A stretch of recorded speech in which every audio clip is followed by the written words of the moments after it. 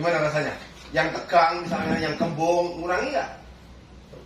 Berkurang. Sakitnya Masih ada, karena lukanya masih ada, Bu. Nggak mungkin luka sehari sembuh, toh. Nanti berangsur-angsur, tetapi setiap hari semakin enak. Yang jelas setiap hari semakin enak. Kan katanya kentut susah, tadi kan sudah bisa kentut, alhamdulillah. Biasanya di napas lebih enak, toh?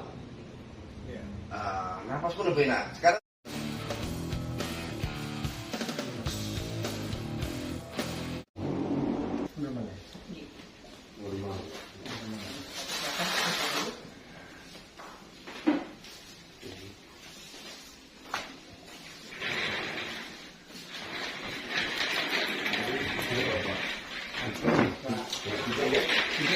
gitu ya. Jadi tinggal di Argopuro ya? Iya. Oh iya. Tahu dari mana sih? Aziz. Oh, Aziz. Ya, Pak Aziz sudah di Surabaya juga. Di Surabaya ya, saya temannya. Oh, temannya. Berarti jadi di auto 2000 sini? Iya. Oh, penggantinya Pak Aziz kan? Pengganti Pak Aziz. Ya wis. Jadi sakit lambung katanya ya. Ini sih suwakit. Ya, sebelah mana? Ini. Mulai kapan? Ya seminggu yang lalu. Seminggu yang lalu. Oke. Sudah periksa ke rumah sakit kan? Kamu klinik? Klinik sudah, klinik itu. Rolas ya? Rolas. Jangan PDP. Kemana? Dokter penyakit dalam? Iya, juga pernah kemarin itu. Oh, lu Bapak dokter penyakit dalam sudah? Sudah. Sakitnya itu mulai kapan sih? Mulai hari apa? Kan 24 Mei katanya. Ya 24 itu. 24 Mei berarti kan hampir semingguan ya. Sebelum itu pernah nggak sakit serupa? Nggak pernah. Jadi kalau penyakit seperti itu biasanya dia ya pernah sebelumnya dan kumat-kumatan begitu, sama enggak? Nggak pernah. Karena makanya ini kan kalau kategori penyakit lambung itu biasanya nggak mendadak. Ada yang mendadak biasanya faktor karena salah minum obat atau salah makanan yang tidak biasanya, yang mungkin terlalu pedas atau yang terlalu iritasi. Jadi jenengan faktornya pencetusnya apa? Nah itu. Saya tuh kemarin itu Sebelum 24 itu, mungkin 3 hari sebelumnya, 1 hari sebelumnya. Saya pernah ke Bromo kemarin tuh minum jahe. Ya. Sebelum makan itu minum jahe. Itu malam juga itu jahe. Enggak itu. Ya bisa pengaruh itu karena jahe itu panas. Jahe, kemudian bawang putih. Itu loh dok, makannya itu jagung sama telur. Terus pagi siang itu minumnya itu jahe kumin. Ketika perut kosong sebenarnya itu yang bahaya. Ketika jenengan perut kosong tapi minum serupa itu. Jadi ada pencetusnya. Jadi kalau faktor lain misalnya kesukaan pedas barang itu biasanya itu nggak mendadak. Itu. Tapi kalau ini mendadak ada sesuatu yang tidak biasa dikonsumsi, kemudian dia mengkonsumsi terus kemudian ya segera setelah itu kena. Dan itu tidak cuma sedikit, biasanya agak banyak. Agak sering maksudnya. Agak sering, bukan hanya sekali. Ini jahenya bawa tiap hari, sehari 3 kali. Berapa lama sampai berapa hari? Semingguan. Jadi artinya beberapa hari sebelumnya tidak mendadak. Jadi sebelum tanggal 24 itu enggak hanya sekali 2 kali. Kalau hanya sekali 2 kali kadang aman-aman saja. Tapi kalau berulang-ulang ya nanti terjadi iritasi. Ibarat terjadi itu panas kan karena jahe sehingga iritasi. Ibarat begini, kadang orang ketempelan lombok aja nanti kulit itu kepanasan rasanya. Lama-lama kan begitu. Jadi lambung pun karena ketempelan panas, itu lama-lama juga panas. Makanya enak ya, alhamdulillah daripada makan itu tidak enak.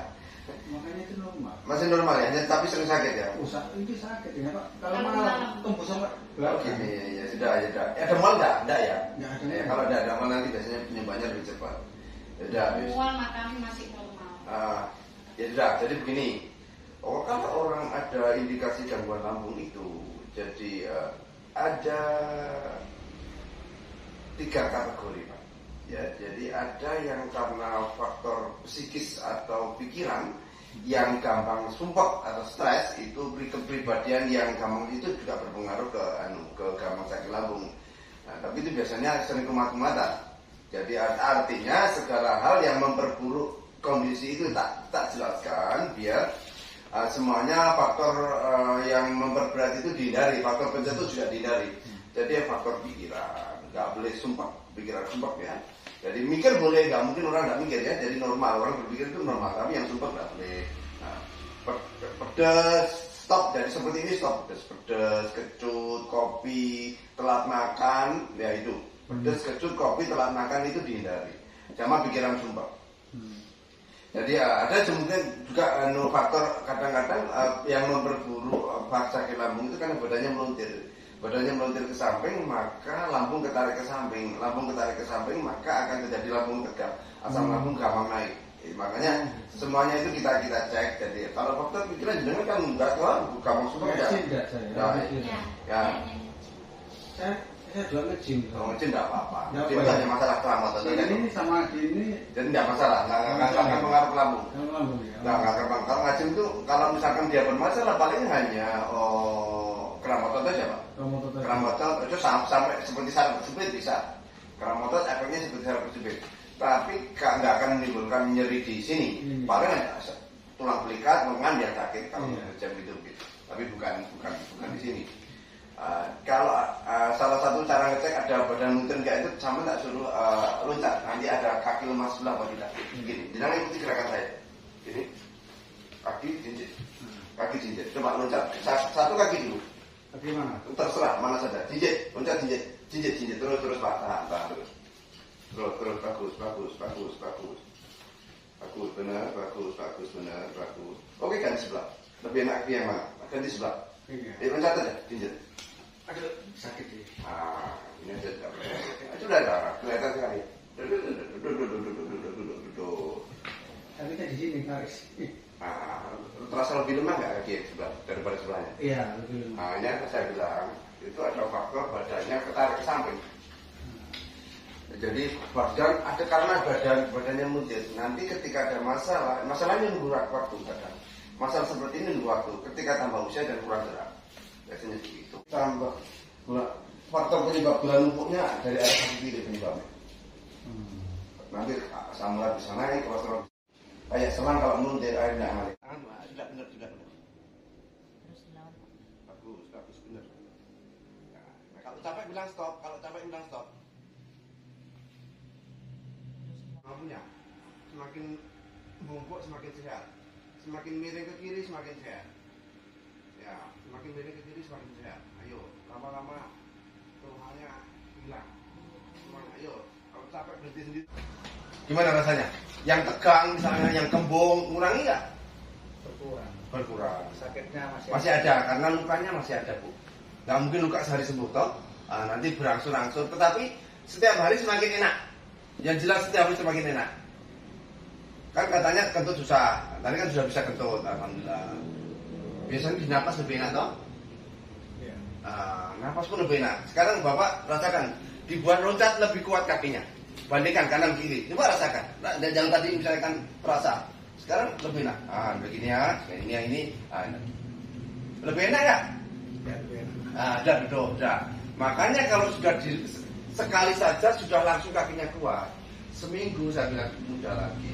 Kembali mudah lagi. Karena apa? Setelah diulang-ulang, darah semakin lancar, kaki semakin kuat, nanti imbang kanan kiri, penyakit lain-lain ikut hilang. Kencing manisnya. Nanti semakin lemah juga jadi stroke. Asam urat numpuk, dengkul jadi bengkak.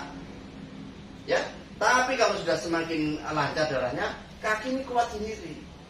Dan badannya semakin penyakit yang lainnya ikut membaik. Jadi ada setelah kita periksa bahwa ini ada faktor badan muntir ke kiri. Jadi itu ketika diatasi termasuk mengobati kencing manis, mencegah penyakit jantung. Darah kotor nyumbat di kaki, dia kaki tebal kesemutan risiko linu. Darah kotor nyumbat di otak, dia stroke. Nyumbat di tangan jari-jari kaku, nyumbat di jantung serangan jantung bahaya. Makanya kalau